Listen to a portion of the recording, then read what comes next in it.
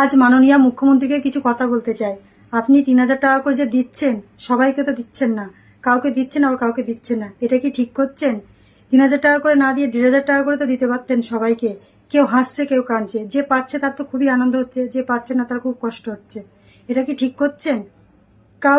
কারো বাচ্চা কাচ্চা বেসরকারি স্কুলে পড়ছে, কারো বাচ্চা কাচ্চা সরকারি স্কুলে পড়ছে, সেই বেছে বেছে আপনি টাকা দিচ্ছেন, এটা কি ঠিক করছেন? ভোটের বেলায় সবাই কিন্তু ভোট দিচ্ছে আপনাকে, সবাই কিন্তু আপনাকে জিতিয়েছে, সবাই মিলে ভোট দিয়েছে, কিন্তু টাকা দেওয়ার বেলায় আপনি বেছে বেছে টাকা দিচ্ছেন, এটা কি ঠিক করছেন? করতে আপনি সবাইকে 1,500 টাকা করে দিন, সবাই খুশি করান। কাউকে দিচ্ছেন কাউকে দিচ্ছেন না, এটা ঠিক করছেন না। ভিডিওটি ঠিক মনে হলে যারা অন্নপূর্ণা ভান্ডার পেয়ে গেছেন তাদেরকে বলছি, লাফানোর কিছু নেই। আমরা জানি যে আগের মাসে যারা পেয়েছে, এই যে অনেকেই বলছে না যে 2 মাসের টাকা বেরিয়ে গেল, 3,000 3,000 6,000, তাদেরকে বলছি শুনুন, একটা কথা বলি, পেয়েছেন বলে লাফানোর কোনো কিছু নেই। কেননা জানেন কি, যে যাদের আগের মাসে ঢুকেছিল তাদের এখনো পর্যন্ত কোনো অ্যাকাউন্টে টাকা ঢোকেনি, সেটা কি আপনারা জানেন? শুধু তো লাফালাফি করছেন। শুনুন, একটা কথা বলি, মমতা ব্যানার্জির সরকার যখন ছিল, উনি কিন্তু ন্যায্য জিনিস মানে ন্যায্যভাবেই দিত, ঠিক আছে? 1,500 টাকা হলেও ন্যায্যভাবেই দিত। কোনো গরিব বড়লোক দেখিনি, সে সবার অ্যাকাউন্টে দিয়েছে। হ্যাঁ, কাস্টের ব্যাপার আছে, যেটা কিনা জেনারেল কাস্ট আর শিডিউল কাস্ট, এইগুলো ব্যাপার আছে, সেইগুলো দেখে কিন্তু দিয়েছে। এটা কিন্তু মাথায় রাখবেন, বুঝতে পারলেন?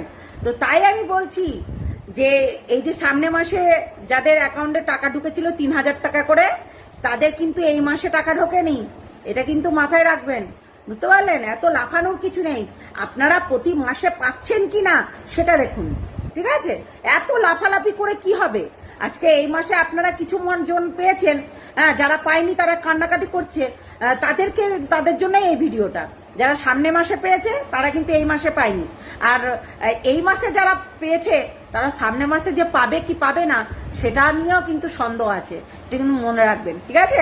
ওই তাই লাফি অত ঝড়গা ঝামেলা করে লাভ নেই, বুঝতে পারলেন? এত মাতামাতি করেও লাভ নেই, নিজের হাতটাকে ব্লক করেও লাভ নেই, বুঝেছেন? আগে দেখুন ঢুকছে কি ঢুকছে না, চারিদিকে দেখে নিন, ঠিক আছে? আসুক সামনের মাসটা, তারপর বুঝতে পারবেন যে প্রতি মাসে আপনি পাচ্ছেন কি পাচ্ছেন না। নতুন সরকার আসার পর থেকে রাজ্যে কিচ্ছু ঠিক নেই। কেন বলছি? এক ধার থেকে সব কিছু পাল্টে গেছে, কোনো কিচ্ছুর ঠিক নেই। লক্ষ্মীর ভাণ্ডার হয়ে গেছে অন্নপূর্ণা যোজনা, দিদি নাম্বার ওয়ানের দিদি চেঞ্জ হয়ে গেছে, দাদাগিরির দাদা চেঞ্জ হয়ে গেছে। অন্নপূর্ণা ভাণ্ডার নিয়ে ভোটের আগে আমাদের মাননীয় মুখ্যমন্ত্রীর কথাবার্তা যা ছিল, ভোটের পরে গদি পেয়ে চেয়ার পেয়ে সব কিছু ভুলে গেছেন, এখন অন্যরকম ভোল গাইছেন। শুধু একমাত্র আমাদের এই ছেলেদের ভাঙা পোড়া কপালগুলো আর পুরনো থোবড়া বউগুলো শুধু রয়ে গেছে। সত্যি আমাদের ছেলেদের ভাগ্যটা দেখলে সত্যি খুব হাসি পায়। আমি আগেও বারবার বলেছিলাম তোমাদেরকে, আর এখনও বলছি, এখন কি হচ্ছে ভালো করে দেখো। তোমাদেরকে ভোটের আগে বারবার করে বলেছিলাম, যারা এই চুনোপুটিগুলো আছো আগের সরকার আর নতুন সরকারের, তোমরা নিজেদের মধ্যে কি মারপিট করো না, নিজেরা নিজেদের মধ্যে খায়াখাই করো না। দেখো বড় বড় যারা মাথা চোর, সেগুলো কি হলো, তাদের কিছু শাস্তি হলো, তারা সব ভালো তৃণ সেজে পদ্ম ফুলে ঢুকে গেল তো তাদের কোনো শাস্তি হয়েছে? শাস্তি কাদের হচ্ছে? ছোট ছোট চুনোপুটি যারা সামান্য টাকা মেরে নিয়েছে, আর রাঘব বোয়াল চোরগুলো তাদের কিচ্ছু হলো না। তাহলে কি হলো? আমে দুধে মিশে গেল, আর তোমরা চুনোপুটিরা আটটি হয়ে চারিদিকে ফ্যাল করে গড়াগড়ি যাচ্ছ, ওই গড়াগড়ি খাবে। এখনও সুধরে যাও। ওই যে ডিম থেরাপি করছিলে তোমরা, যাকে পাচ্ছিলে ধরে ধমকি দিচ্ছিলে, মারছিলে, দেখেছো তো সরকার নিজে থেকে কোর্ট থেকেই বলে দিয়েছে ওসব করা যাবে না, যে করবে তার বিরুদ্ধে অ্যাকশন নেওয়া হবে। তাহলে কি হলো? তোমাদের কড়া ইশার হলো। এখনও তোমরা ধমকাচ্ছ চমকাচ্ছ চারিদিকে, এখনও সুধরে যাও।